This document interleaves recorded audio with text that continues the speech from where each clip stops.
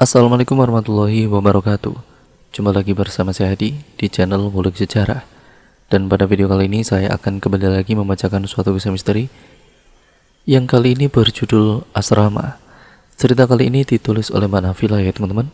Nantinya kalian juga bisa mengunjungi thread beliau secara langsung. Yuk, daripada kita lama-lama, daripada kita penasaran bagaimana ceritanya, mari kita langsung saja menuju ke ceritanya. Perhatikan baik-baik karena ceritanya akan segera saya mulai.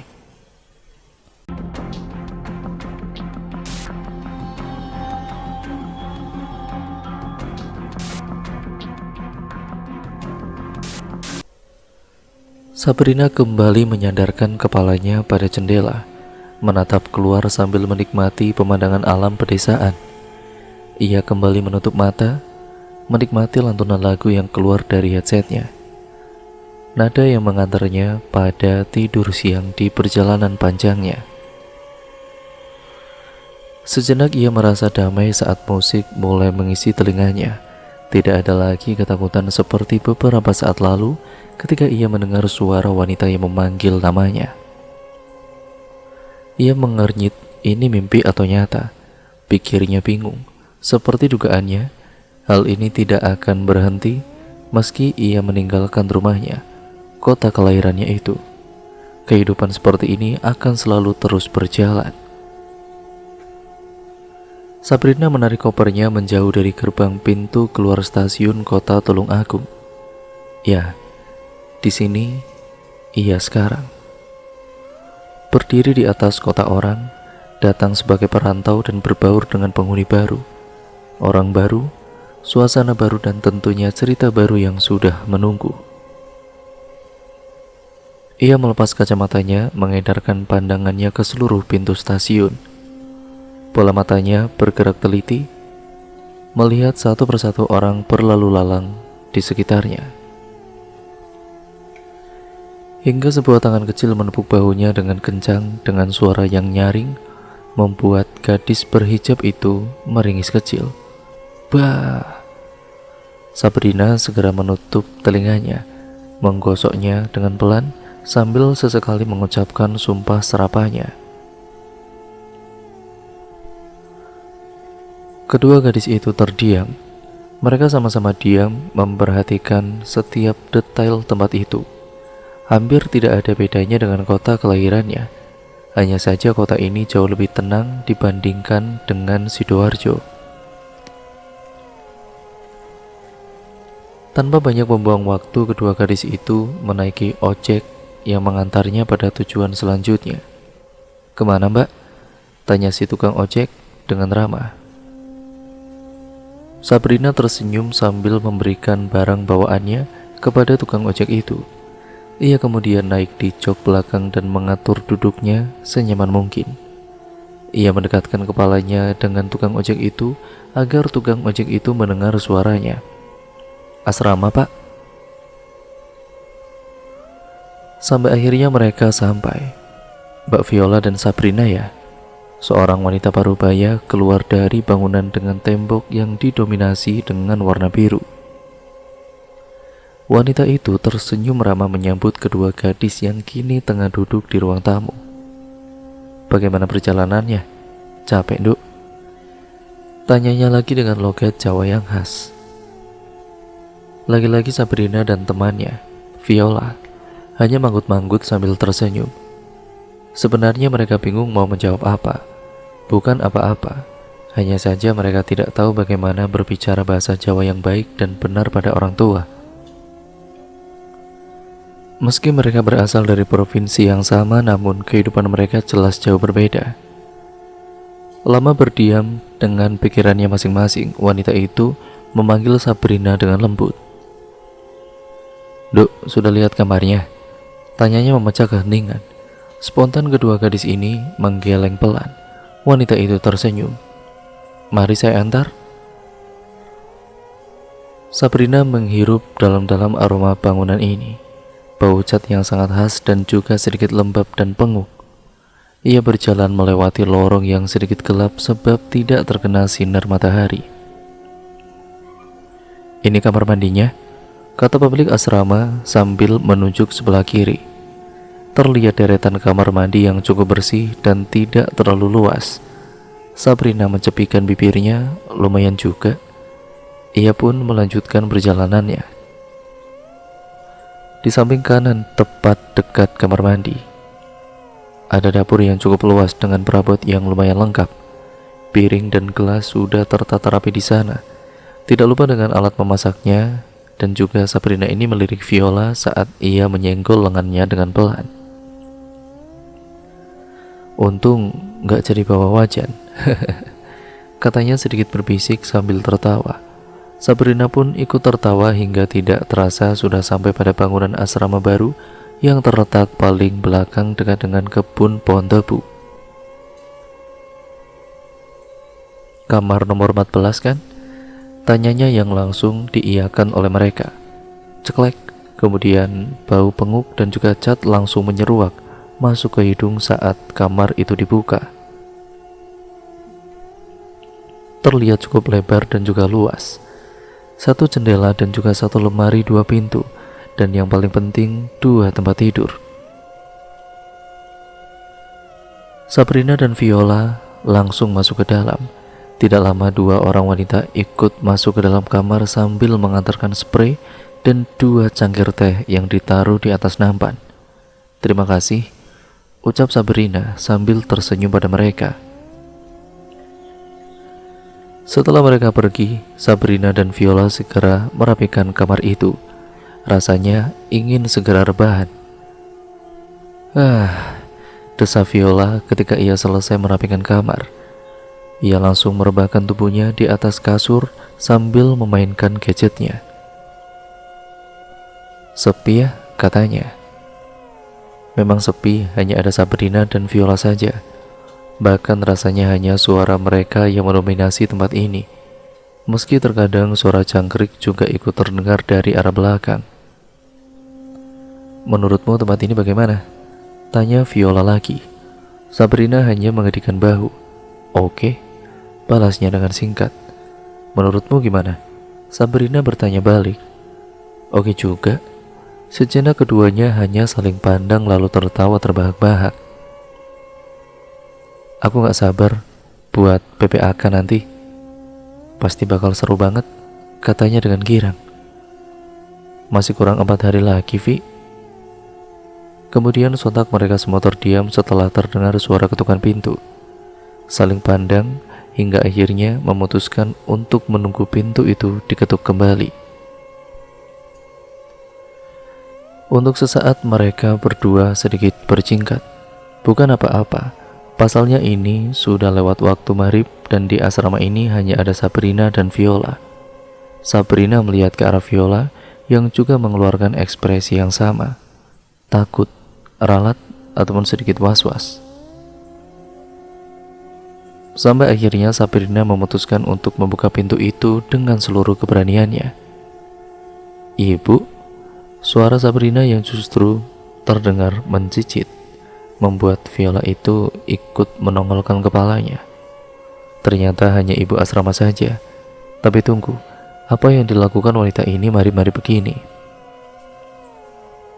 Ibu cuma mau lihat keadaan kalian saja, katanya seolah tahu apa yang keduanya pikirkan. Bagaimana kamarnya? Tanyanya lagi. Nyaman? Kini ganti Viola yang menyahuti. Wanita itu kembali tersenyum.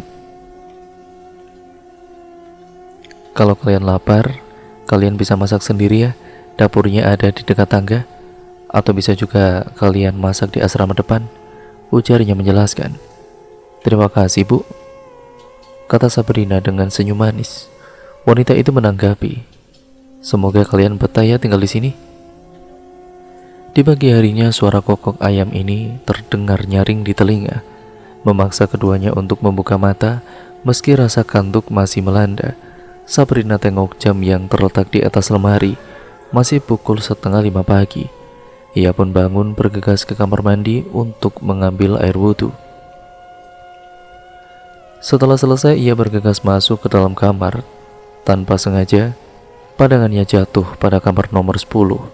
Kamar yang terletak di ujung dekat dapur dan tangga. Entah kenapa bulu kuduknya seketika merinding.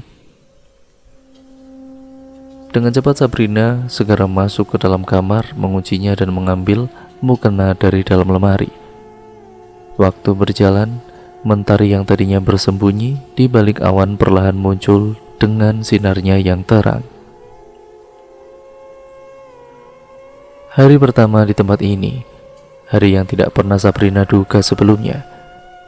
Sabrina yang sibuk berkutat dengan masakannya, beralih melirik yang saat ini sudah cemberut.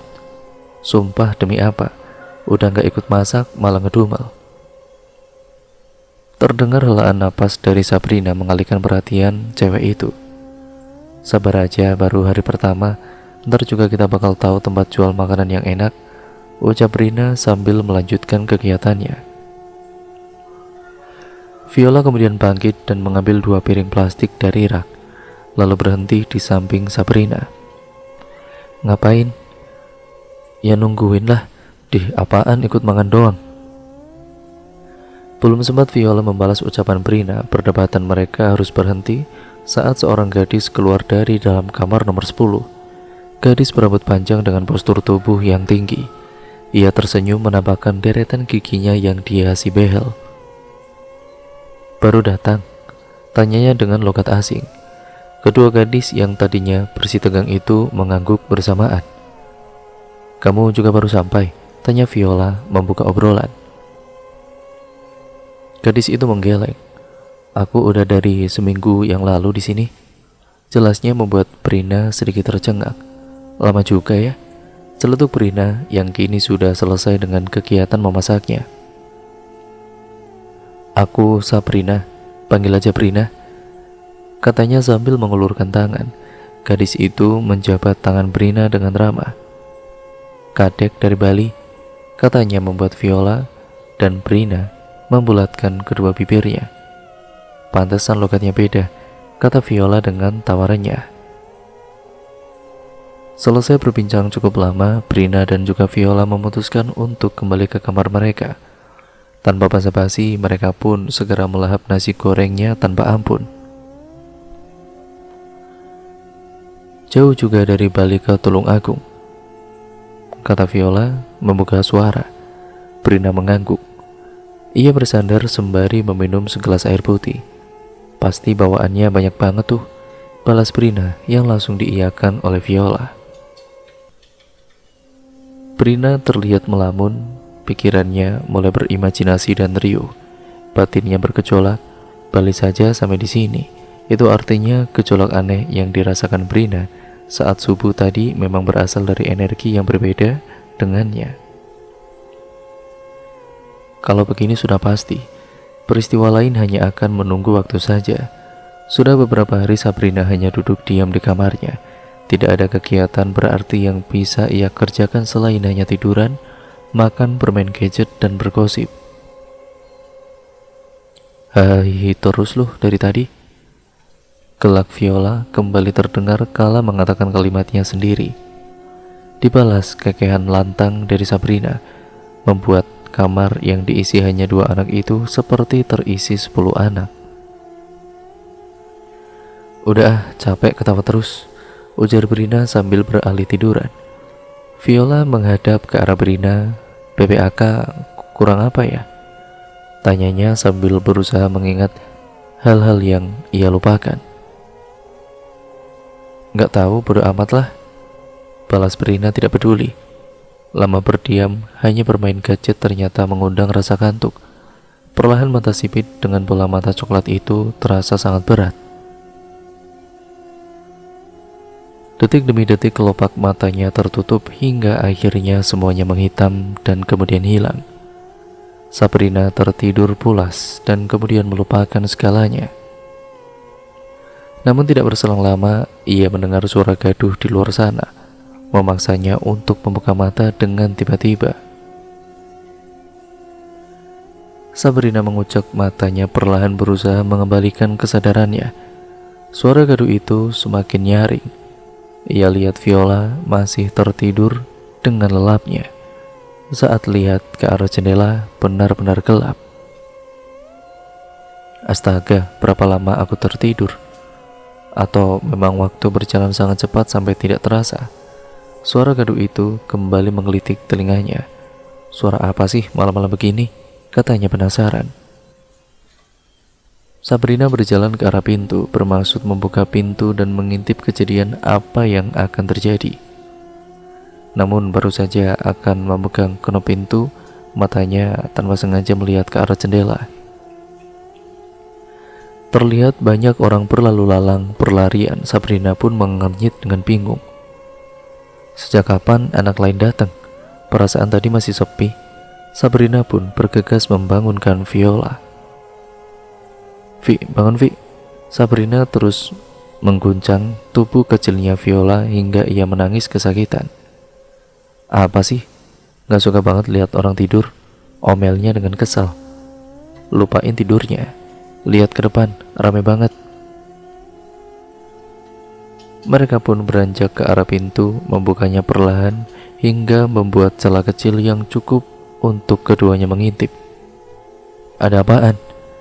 Tanya Viola heran. Dan dia pun mengedikan bahu, tidak mengerti. Tolong! Keduanya saling berpandangan. Baru saja mereka hendak keluar, segerombol pria bertubuh besar dengan jubah hitam datang menghampiri asrama. Mereka menyekap para penghuni kamar lainnya, tapi tidak dengan Sabrina dan Viola. Keduanya saling menatap, bingung mau melakukan apa. Kemudian suara orang meminta tolong kembali terdengar. Tanpa pikir panjang, Sabrina membuka pintunya, dan pria yang berjubah hitam itu langsung saja menyeret Sabrina dan Viola untuk keluar dari sana. Sungguh sakit rasanya diperlakukan kasar seperti itu. Lepaskan, tolong! Kini kata Sabrina sendiri yang berteriak. Banyak sekali wanita yang disekap, diikat di dalam kamar asrama yang lainnya. Sabrina ini berpikir kembali. Ya tentu saja semua wanita, kecuali para pria berjubah itu, karena memang ini asrama perempuan. Sabrina melihat sekeliling dengan panik mencari sosok Viola yang kini entah di mana. Sabrina kemudian memberontak, mencoba untuk melepaskan diri dari cengkraman pria yang tidak terlihat wajahnya. Astaga, apa ini perampokan? Ia tendang perut pria itu hingga melepaskan cengkramannya. Kesempatan itu tidak ia sia-siakan begitu saja. Sabrina segera berlari melepaskan diri. Ia melewati lorong asrama dan teriakan wanita minta tolong tadi itu semakin jelas terdengar. Tolong! Teriaknya dengan lantang. Apa yang harus dilakukan? Sabrina terus berlari melewati kerumunan pria berjubah hitam dengan cepat, tapi tidak ada satupun yang menangkapnya. Segera ia masuk ke dalam rumah induk pemilik asrama itu. Tidak ada orang, tapi masih terdengar suara. Sabrina tetap masuk berusaha meminta bantuan, dan ia melihat sebuah ruangan yang terlihat seperti kamar terbuka. Tolong! Suara itu semakin jelas. Sabrina bergegas melihat apa yang terjadi. Dan disinilah Sabrina berdiri kaku dengan wajah pucat ketakutan. Sabrina terkejut setengah mati saat ibu asrama dipukul habis-habisan oleh salah satu di antara mereka. Sabrina menjerit kencang membuatnya beralih menatapnya. Astaga, sungguh mengenaskan. Sabrina benar-benar tidak mengerti apa yang sedang terjadi. Tepat saat Sabrina beralih melihat sosok berjubah hitam itu, ia dengan segera menyeretnya. Sabrina memberontak sambil terus berteriak, dibarengi dengan suara dering alarm yang semakin nyaring itu. Tunggu dulu, alarm. Sabrina berusaha mencarinya, tapi tidak terlihat apapun di sini kecuali ibu asrama yang kedua tangannya diikat dan babak belur dengan keadaan yang mengenaskan. Bunyi alarm itu semakin kencang membuat pekak telinganya, hingga sebuah pukulan terasa di kepalanya membuat segalanya gelap dan semuanya tiba-tiba menghilang. Sabrina membuka matanya perlahan, terasa keringat sudah mengucur deras sebab hawa kamarnya yang sangat-sangat panas. Matanya mengernyit karena sinar matahari yang masuk ke dalam kamar menyilaukan mata. Masih sore, batinnya. Sabrina melihat ke arah Viola yang masih tertidur pulas. Perlahan ia memejamkan matanya kembali. Cuma mimpi. Syukurlah kalau semua cuma mimpi. Kejadian senyata itu hanya mimpi. Tiba-tiba ada rasa yang menggelitik di dalam dada. Apa artinya semua ini? Siapa orang-orang itu dan apa urusannya dengan ibu asrama? Firasatnya Sabrina mengatakan tidak baik. Ia kemudian bangkit dari tidurnya dan beranjak ke kamar mandi. Ia rasakan seluruh tubuhnya terasa sakit. Disambarkanlah handuk di tempat biasa dan bergegas masuk ke dalam kamar. Sabrina melihat Viola sedang asik mendengarkan musik. Sudah sore, langit senja begitu elok untuk dipandang. Terasa hangat sekali hingga tiba-tiba angin dingin berembus kecil di belakangnya. Hanya sebentar namun tidak membuat nyaman, tapi cukup membuatnya sedikit merinding. Tidak lama ibu asrama datang menghampiri Sabrina yang tengah berada di dapur. "Bikin apa, Nduk?" Ia berkata dengan ramah, tidak lupa dengan senyum bersahabat yang selalu nampak di wajahnya. "Teh hangat, Bu." Sabrina ikut tersenyum ke arahnya. Wajahnya terlihat sangat lelah. Beberapa koyo tertempel di pelipisnya dan bagian tubuh lainnya. Ia terlihat sedikit pucat. "Ibu sakit?" tanya Sabrina hati-hati. Beliau tersenyum. "Enggak, ibu cuma nggak enak badan kok. Kelihatan tuh, Duk." Sabrina pun mengangguk singkat. "Ibu tinggal dulu ya?" tanyanya yang Sabrina jawab dengan anggukan. Sabrina lanjut mengaduk tehnya dengan perlahan. Pikirannya rumit sebab memikirkan mimpi yang baru saja ia alami. Apa maksudnya dengan mimpi itu? Apa mungkin hanya kebetulan saja, ataukah memang bersinggungan? Angin dingin itu kembali terasa, dan semakin dekat dan semakin dekat. Dengan gerakan cepat Sabrina berlari ke dalam kamar membawa tehnya yang tiba-tiba tinggal separuh. Sabrina tidak peduli jika tehnya tumpah, yang penting dirinya selamat, akan ia pastikan nanti.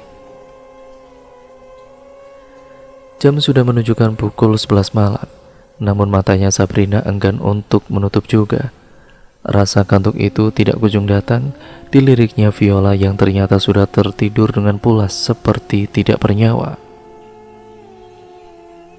Malam itu hawanya sedikit berbeda. Tidak seperti malam-malam kemarin. Cuacanya semakin benar-benar sedikit dingin, namun tidak membuat tubuh menggigil. Sabrina lihat langit-langit kamar yang masih putih bersih, tidak bernoda, hingga tidak terasa jam sudah menunjukkan pukul 2 dini hari.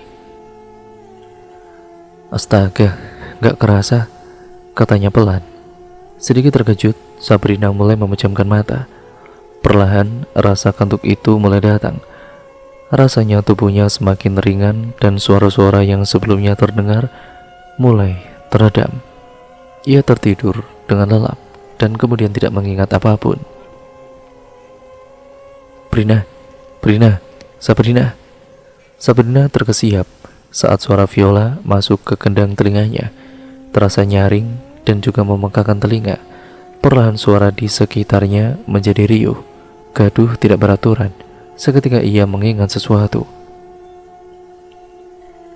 "Aku pernah di sini," katanya pelan. Ia melihat di sekelilingnya dengan seksama. Ya, Sabrina pernah berada di tempat itu, di situasi yang sama persis seperti kemarin. Terlihat dari segerombolan pria berjubah hitam itu kembali mengobrak-ngabrik isi asrama. "Oh Tuhan, selamatkan aku," batinnya memohon.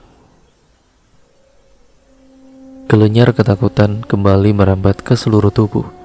Sabrina bingung mau melakukan apa, hingga sebuah suara kembali terdengar nyaring di telinganya, membuatnya menoleh dengan cepat. "Sabrina, Viola, itu Viola." Sabrina menoleh ke segala arah mencari sosok gadis kecil itu. Banyaknya pria berjubah hitam yang berlalu lalang di sana membuat penglihatannya itu mengendur. Sabrina sama sekali tidak melihat temannya itu. Ya Tuhan, apa dia selamat? Sabrina berlari menuju asrama depan mencari orang lain yang bisa ia mintai tolong. Tidak peduli berapa kali ia menabrak bahu para perusak ini yang selalu menghalangi jalannya, toh mereka tidak menangkapnya. Sabrina kemudian memasuki rumah induk pemilik asrama, rumah yang sangat-sangat berantakan. Entah apa yang sudah terjadi hingga rumah itu tidak tampak seperti rumah layak huni. Sabrina pun masuk menyusuri setiap ruangan dan tepat ketika ia berada di kamar paling ujung, Sabrina melihat sebuah ruangan yang pintunya terbuka lebar.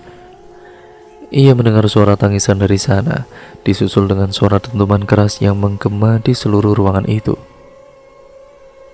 Seketika tubuhnya menggigil sebab ketakutan yang amat sangat. Langkahnya terhenti, bulu kuduknya berdiri.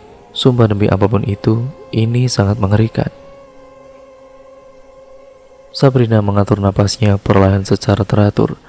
Dengan segala keberanian yang dikumpulkan, ia enyahkan segala rasa takut yang sudah menjalar itu. Dengan susah payah meski suara dentuman itu semakin kian terasa. Baiklah Brina, kamu bisa, kamu gak takut, katanya menyemangati diri sendiri. Tolong! Suara itu membuatnya semakin mencicit. Semua keberanian yang dikumpulkan sebelumnya lenyap begitu saja. Kali ini Sabrina benar-benar takut. Kalau seperti ini, lebih baik aku keluar saja. Pasti akan ada seseorang yang akan membantuku. Baru saja hendak berbalik, sebuah tangan hitam yang besar menarik kaosnya dan menyeret Sabrina masuk ke dalam ruangan itu. Sabrina memberontak sambil menjerit layaknya anak kecil yang sedang ketakutan. Tanpa sadar air matanya menetes deras. Kali ini Sabrina benar-benar ketakutan. Kalian siapa? Teriaknya memberanikan diri. Tidak ada jawaban, mereka hanya diam, berdiri tegak layaknya sebuah patung.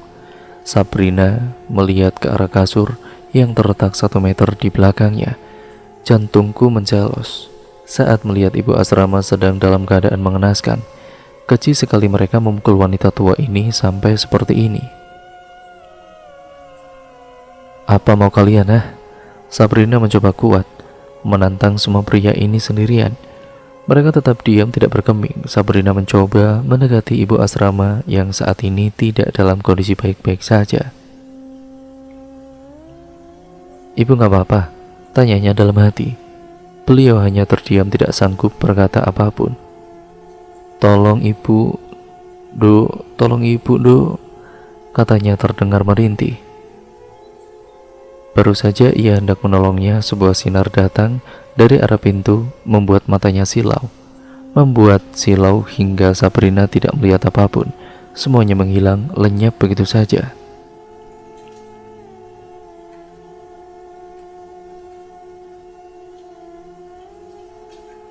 Namun sinarnya justru semakin terang dan sebuah suara yang sangat nyaring membuat Sabrina sadar dengan keringat yang mengucur deras di tubuhnya. Habis maraton loh, kata Viola dengan tawa meledek saat Sabrina mulai membuka mata. Benar saja tubuhnya dipenuhi dengan peluh seperti habis lari maraton. Mimpi itu lagi batinku. Sabrina melihat ke arah Viola yang kini mulai meminum serealnya. Wajahnya nampak baik-baik saja, berbeda dengannya yang kini dilanda sesuatu yang tidak bisa ia jelaskan. Sabrina merunung sejenak, memikirkan setiap peristiwa yang ia alami akhir-akhir ini. Dua mimpi yang sama dan benar-benar terasa sangat nyata. Sabrina yakin ini bukan sekedar mimpi. Kalau mimpi yang sama selalu datang secara beruntun, itu artinya sesuatu memang sedang terjadi. Atau memang mimpi itu sedang terjadi dengan dimensi waktu yang berbeda. Aku kemudian harus segera mencari tahu. Batin Sabrina. Mau kemana? Panggil Viola saat melihat Sabrina keluar dari kamar. Ya mau mandilah, jawabnya dengan singkat. Bola mata Brina seketika membelalak lebar saat ia mendengar kata kiriman dari lawan bicaranya.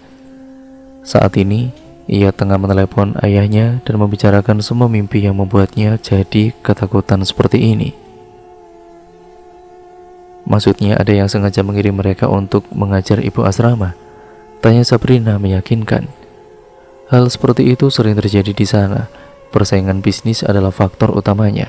Jelas ayahnya panjang lebar. Sabrina menelan ludahnya. Ia memutar kembali ingatannya pada mimpi yang dialaminya itu. Berarti orang berjubah hitam itu, iya, makhluk gaib kiriman dari musuh ibu asramamu. Terjawab sudah. Dugaan Sabrina benar-benar tepat sasaran. Pria berjubah hitam yang sedang memukuli ibu asramanya adalah refleksi dari makhluk yang dikirimkan untuk menyakiti ibu asramanya di dunia nyata. Dengan gambaran pada saat ibu asrama dipukul habis-habisan dalam mimpinya, membuat seluruh tubuh ibu asrama di dunia nyata menjadi sakit dan akhirnya tidak enak badan. Astaga, Sabrina memijat pelipisnya secara perlahan dan tubuhnya seketika melemas. Bagaimana bisa ia membentak makhluk itu di mimpinya? Bagaimana kalau makhluk itu tersinggung? Mati kau Brin, ejeknya pada diri sendiri. Tapi sekarang bagaimana ya? Tanya Sabrina yang sempat terdiam itu. Cukup lama mendengar jawaban dari ayahnya. Tenang saja, untung kamu cepat bilang. Sekarang insya Allah sudah aman. Ibu asrama juga sudah lebih baik daripada sebelumnya. Sabrina menghela nafas lega mendengar jawaban dari ayahnya. Sungguh ia sangat lega sekarang. Setidaknya ia tidak jadi diganggu oleh makhluk berjubah itu. Membayangkannya saja sudah seram. Makasih ya ayah, kata Sabrina dengan senyum lebar sebelum menutup teleponnya. Ia langsung masuk ke dalam kamarnya setelah semua rasa ingin tahunya terjawab. Tanpa sadar matanya menangkap sosok wanita parubaya yang sedang berjalan ke arah dapur. Ya, yang ia lihat adalah ibu asrama. Wanita itu kini tampak sumringah dan lebih sehat. Koyo yang kemarin tertempel sudah dilepas. Sepertinya beliau memang sudah lebih baik daripada kemarin. Semoga saja apa yang dikatakan ayahnya itu benar. Semoga saja tidak akan ada kejadian seperti itu lagi. Ya, semoga saja. Sejak terakhir kali Sabrina menelepon ayahnya perihal mimpinya itu, kejadian aneh lainnya tidak pernah terjadi lagi. Kehidupannya jauh lebih tenang sekarang. Minggu demi minggu berlalu. Semua kamar asrama mulai terisi. Mulai dari kamar nomor 1 sampai dengan 15. Sabrina tidak terlalu mengenal mereka semua, kecuali penghuni asrama belakang yang setiap harinya selalu bertegur sapa.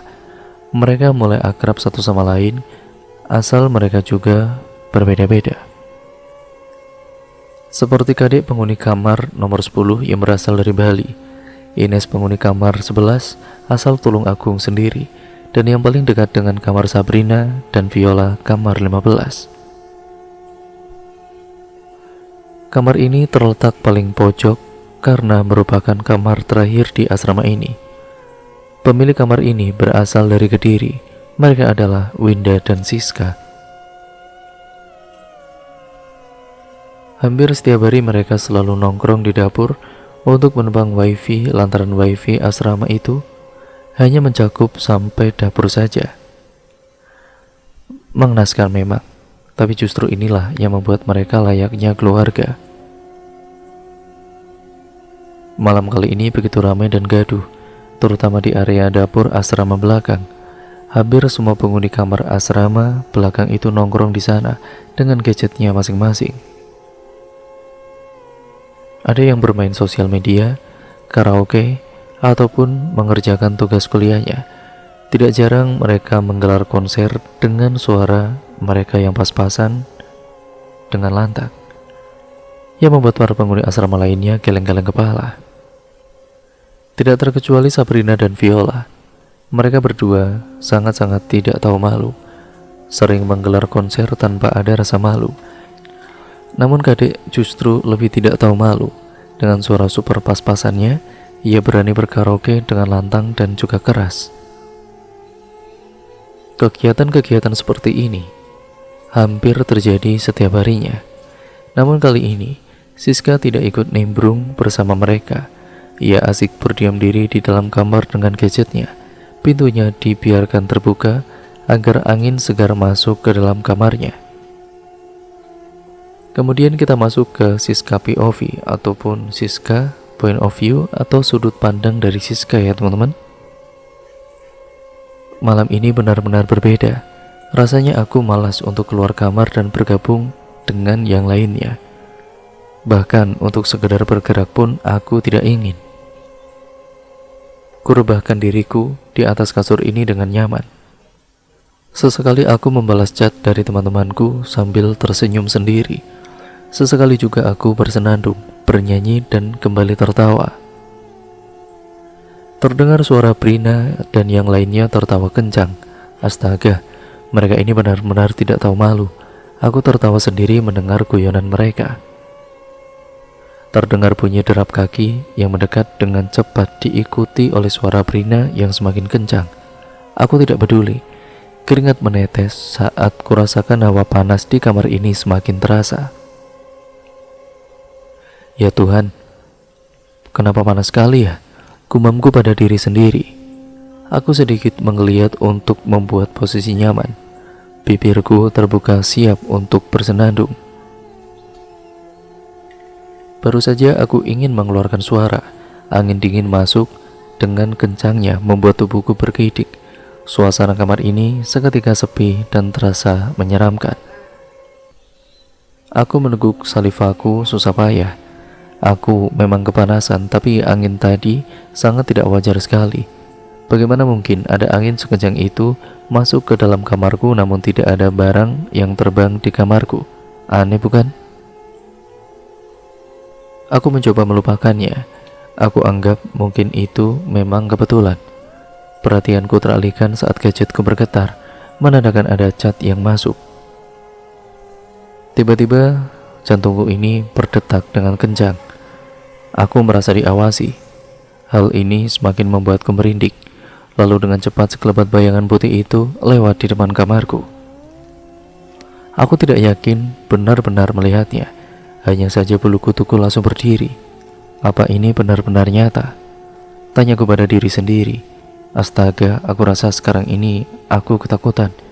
Baiklah Siska, tenangkan dirimu dulu. Aku mengatur napas secara perlahan dan teratur. Kuubah posisiku menjadi duduk agar lebih waspada. Tidak lama kemudian terdengar suara Prina dan yang lainnya tertawa terbahak-bahak. Sepertinya aku harus memastikannya dulu. Siapa tahu aku salah lihat kan? Aku bangkit menuju kamar Prina yang terletak di sebelah kamarku. Kupanggil namanya sampai ia menoleh ke arahku.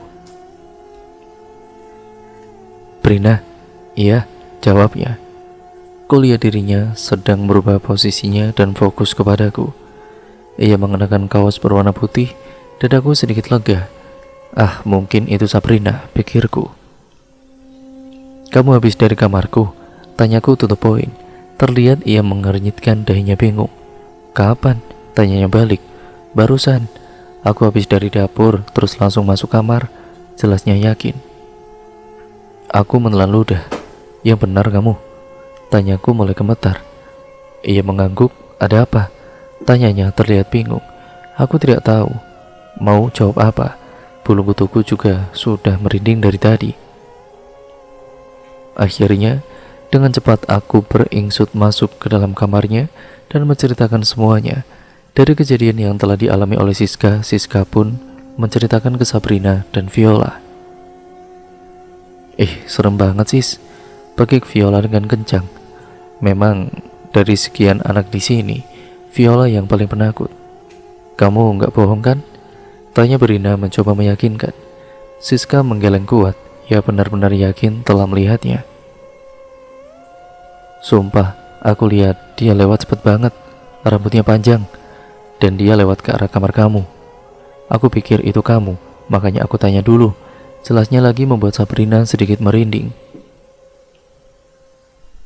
Ya sudah, mungkin itu cuma hayalannya saja.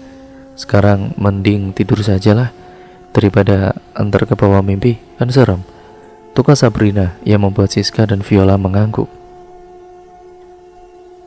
Kejadian ini tidak jadi masalah lagi bagi Sabrina tentunya. Pasalnya, ia tidak melihat secara langsung.